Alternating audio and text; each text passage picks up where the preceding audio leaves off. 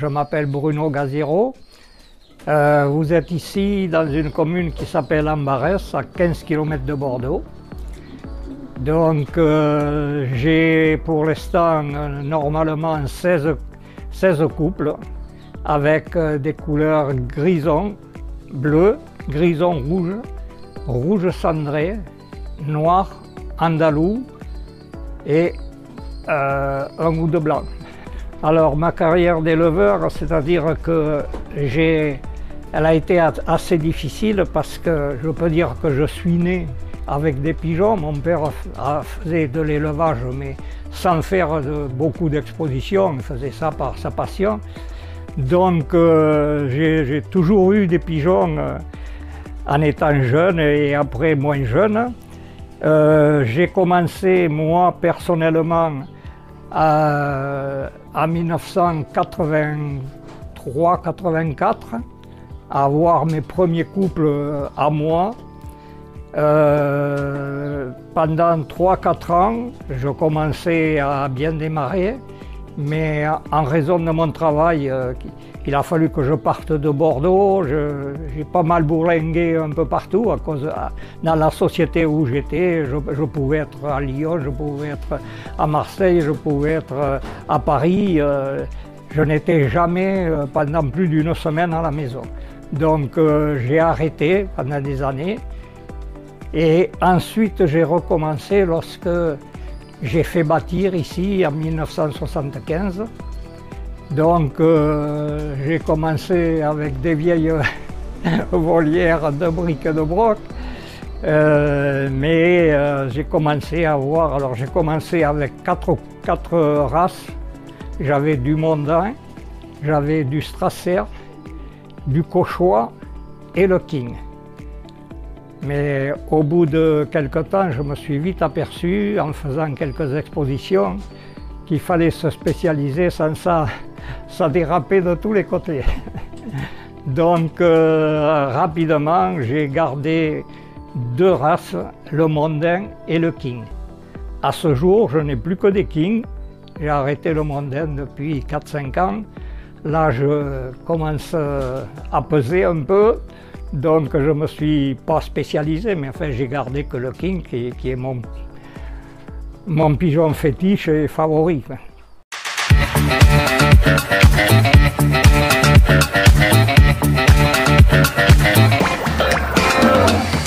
Nous sommes ici devant les volières. Ces volières ont été construites, les travaux ont commencé en 2013 et ont fini en 2016, c'est-à-dire qu'il a fallu 3 ans pour reconstruire en raison des travaux de la SNCF qui a fait la ligne à grande vitesse. Donc on m'a démoli toutes mes vieilles installations et il a fallu 3 ans pour reconstruire et puis tout remettre en route. Donc à partir de ce moment-là, ça a été très difficile pour moi parce que pendant 3 ans, je n'avais plus de pigeons, à part un copain qui m'a gardé 3 couples, mais ça a été vraiment un casse-tête pour redémarrer. Heureusement, il y a des amis dans le club du King où j'ai pu récupérer quelques pigeons et puis repartir. Ici, le bâtiment, les volières font 12 mètres sur 5 mètres et sont composées de 4 travées de 4 cases de production. Alors mes cases de production font 1 mètre au carré, mais je pense que je vais modifier tout ça pour les agrandir un peu. Au lieu de mettre 4 cages, je crois que je vais en rétrécir et les mettre sur 3, car c'est vraiment assez compliqué, bien que des années ça marche très bien et puis d'autres années, un peu comme partout, ça marche moins bien. Voilà, j'ai 16 couples reproducteurs, donc il y a 6 couples de grisons, 4 en bleu et 2 en grison rouge. Après, il y a du rouge cendré, j'ai du noir andalou, noir, bleu écaillé, et puis un couple de blanc. Alors les volières des jeunes, bon, mais non, logiquement, ce sont ces 4 volières. Ça ne devrait pas être là. Donc ça doit partir au mois d'août. J'espère qu'avec le Covid, ils pourront passer quand même. Bon, ça devrait être parti, mais c'est toujours là pour l'instant. Donc lorsqu'ils s'en vont, j'enlève la paroi au milieu et là je mets tous mes jeunes. Et quand arrive vers le mois de juillet, août, je commence à sélectionner ceux qui me paraissent être de bonne facture pour faire une exposition, sont mis dans une cage et les autres sont mis de l'autre côté.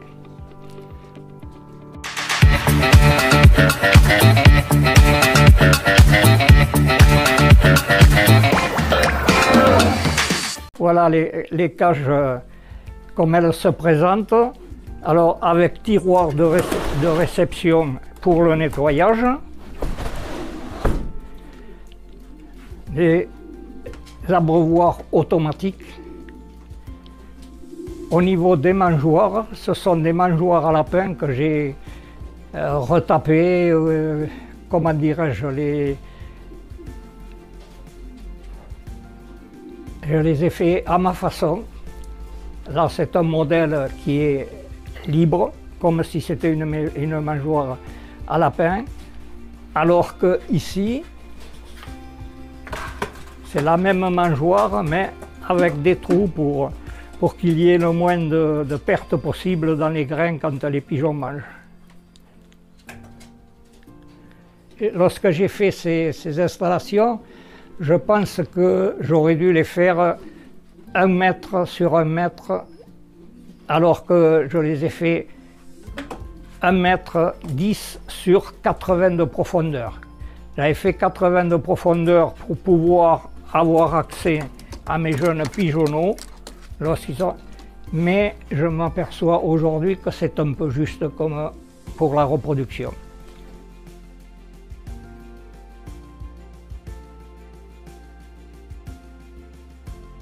Alors les abreuvoirs, ce sont des abreuvoirs automatiques qui se renouvellent tous les jours.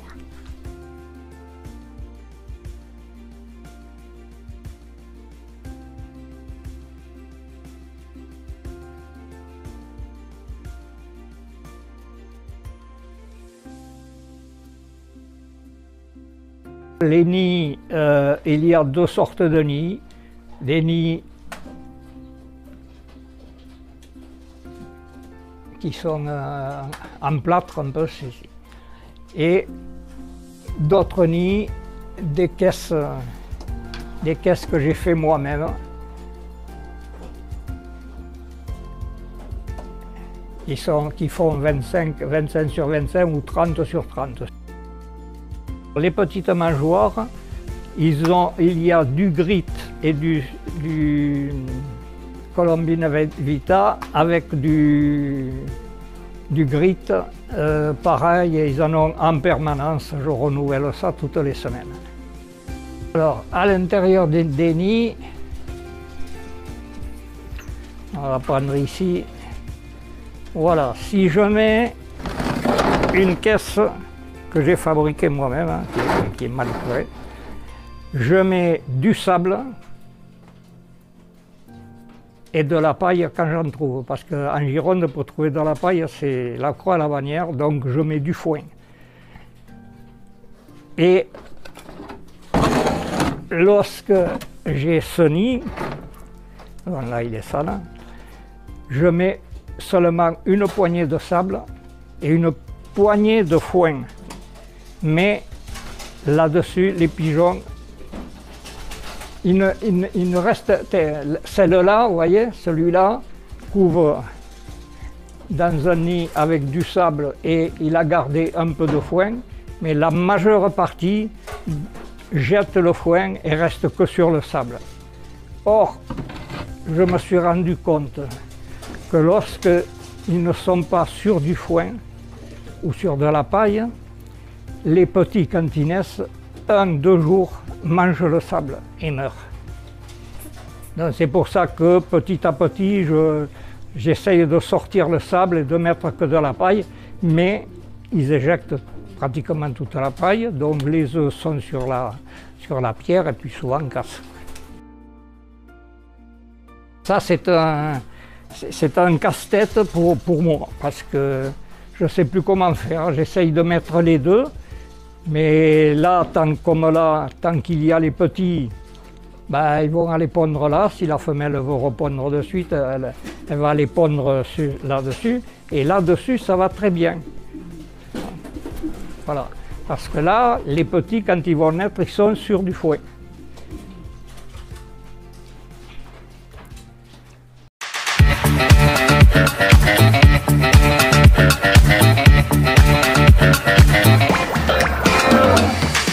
L'alimentation, c'est un mélange que j'achète chez un marchand de graines que j'ai dans la commune, qui fait du très très bon mélange. Alors dans l'alimentation, il y a du petit maïs, il y a du tournesol, des pois, 2 ou 3 sortes de pois, du lari. Voilà, je donne ça en permanence, je remplis mes mangeoires et je fais le tour 1 fois par semaine pour savoir s'il faut en rajouter. C'est le même mélange toute l'année.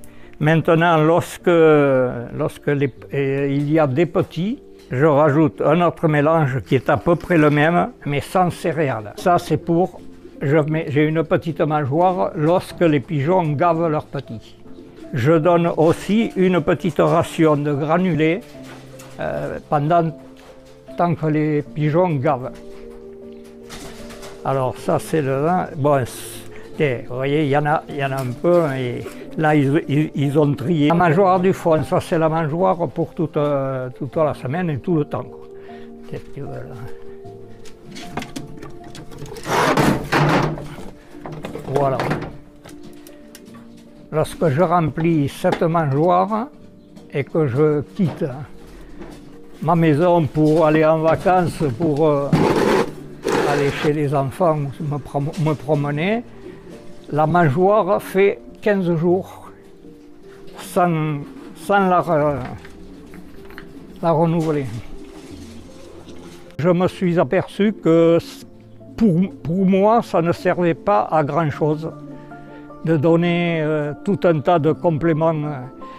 Je trouve qu'avec une alimentation normale toute l'année, mes pigeons, je touche du bois, depuis que j'ai ces volières-là, bon, je vaccine comme tout le monde, je traite contre surtout les vers.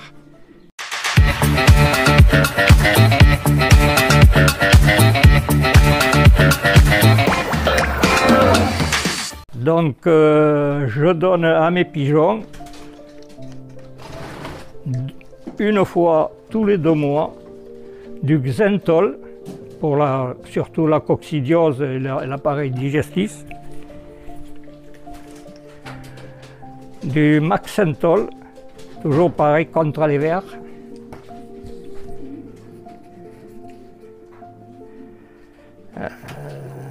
ça c'est pour désinfecter, et du Valiptol pour les bactéries infectieuses et digestives. Et je me sers aussi de Aptol, c'est pour destiné à la désinfection du bâtiment et des volières. Oui, c'est de l'huile essentielle. Je touche du bois depuis que je me sers de ça. Je n'ai aucun cas de coccidiose, de trichomonose, de toutes les maladies qu'on pouvait attraper avant. Je remercie la personne qui m'a fait connaître ça, parce que c'est vraiment du tonnerre. Après, ça marche chez moi, ça marche peut-être pas chez un autre. Ça, je ne peux pas assurer. J'arrête l'alimentation principale. Donc mes abreuvoirs sont vides et tous les jours, avec une bouteille, je remplis au fur et à mesure. Il faut être là, Il faut être là parce que c'est 4-5 fois dans la journée, suivant le temps qu'il fait. Mes volières, bien sûr, je suis à la retraite, je suis là. Mes volières sont balayées tous les 2 jours. Et mes tiroirs sont nettoyés 2 fois par semaine. Tiroirs et le dessus des mangeoires. C'est une poudre que j'achète dans le commerce et c'est pour lutter contre les poux et surtout les poux rouges. Donc lorsque je fais mon nettoyage, j'ai fini de bien nettoyer, les pigeons à l'intérieur, je pulvérise et les volières et les pigeons avec. Là aussi, je trouve que c'est très efficace parce que je n'ai plus beaucoup des plaques avec les plumes rongées. Après aussi, mes pigeons, comme ils sont en volière, en cage individuelle, le problème c'est le bain. Donc j'ai la pelouse, j'ouvre les portes, je sors 5-6 pigeons à la fois et je les fais baigner là sur la pelouse avec le jet qui est là-bas.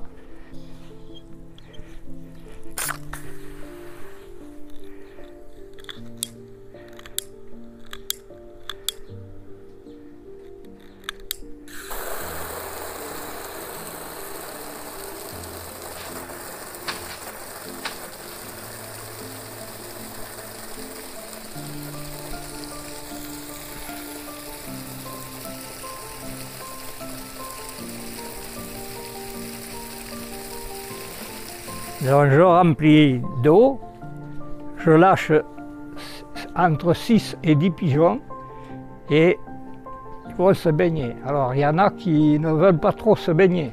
Quand ils ne veulent pas se baigner, eh ben, on met le jet et tout le monde se lave. Je le fais 1 fois par mois habituellement, par contre l'été tous les 15 jours.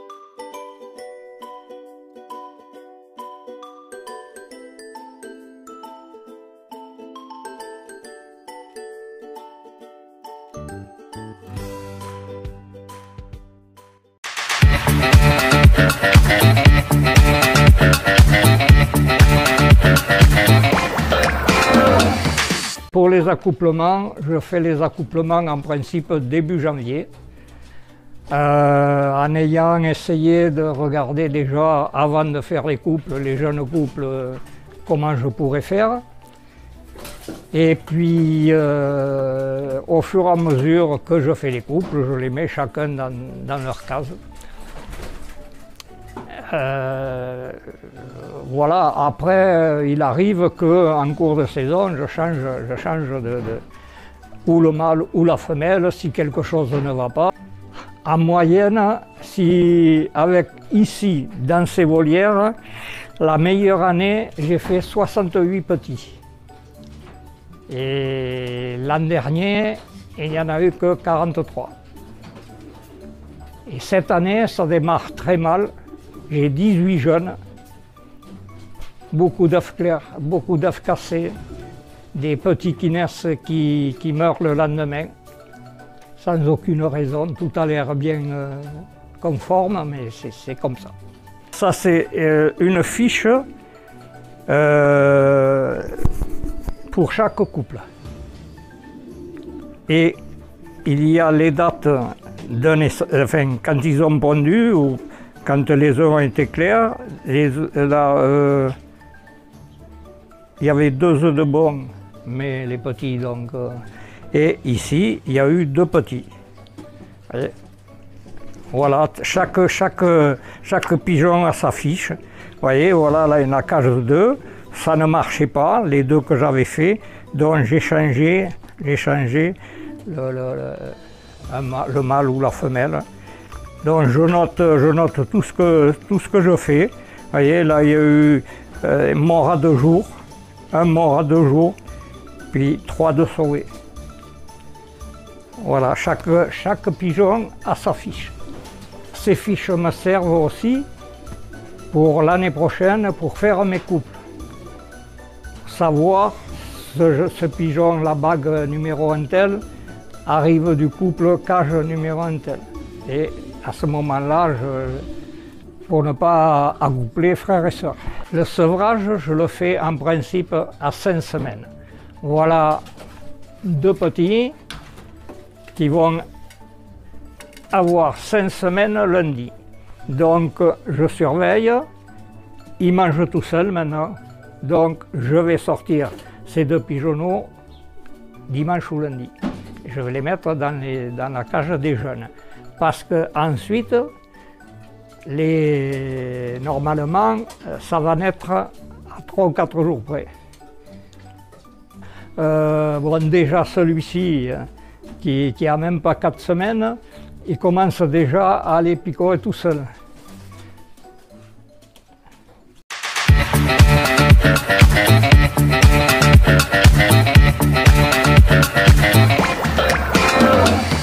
Voilà un couple où c'est une femelle qui a 4 ans maintenant, que je garde précieusement parce que ce n'est pas une très bonne femelle pour la quantité, par contre pour la qualité toujours extraordinaire. Et le mâle, je l'ai mis avec parce qu'il me semble qu'il lui ressemble beaucoup et il sort aussi d'une bonne lignée. Ça, c'est un sujet qui a gagné, je l'ai exposé 2 fois l'an dernier, 2 fois 97 points. Et pas avec le même juge.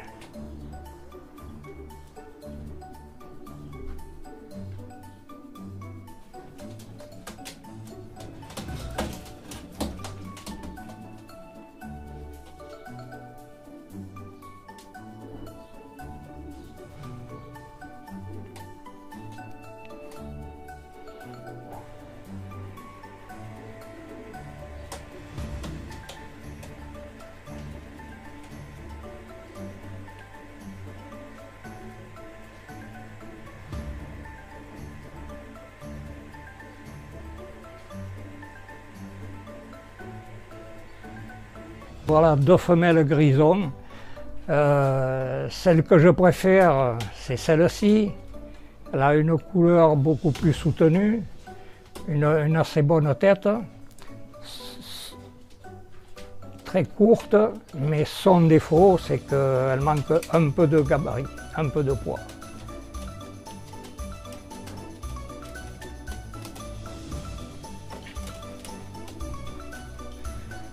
Ça, c'est une jeune femelle, un peu enlevée à mon goût.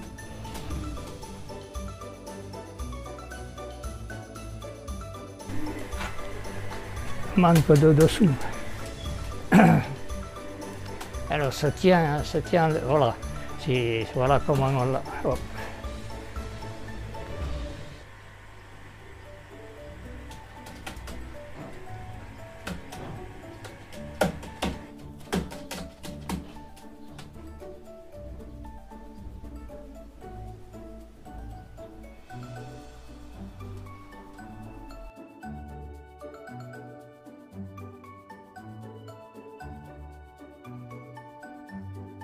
Le bon grison, les deux passent, mais le bon grison pour moi c'est ça.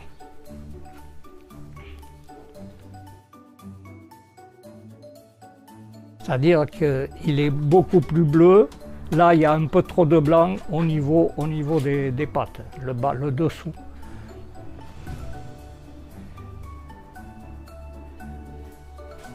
Là, je travaille uniquement avec du bleu barré. Alors après, si je ne trouve pas vraiment un bleu barré qui est vraiment bien et qui correspond à ce pigeon, je peux mettre un bleu écaillé, mais j'évite parce qu'avec le bleu écaillé, le grison, la couleur ne sera pas terrible. Elle sera beaucoup plus chargée.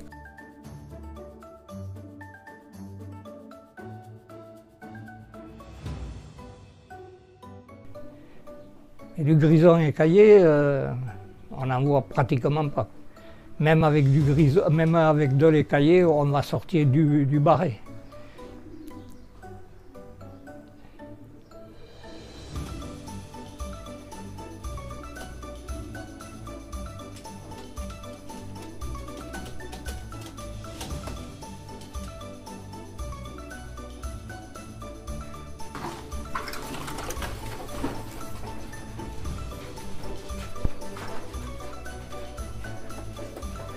Là, les jeunes, il n'y a rien qui... Ça a 3 semaines, un mois. La première, je crois que c'est celle-là, elle doit avoir 1 mois et demi.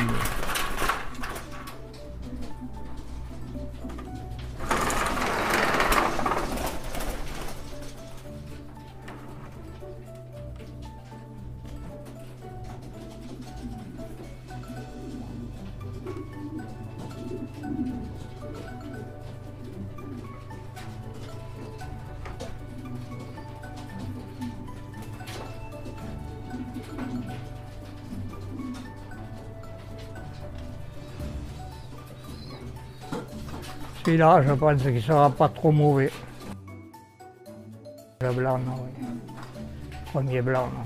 Je pense que c'est le meilleur qu'il y a là pour l'instant. Le meilleur dans les vilains.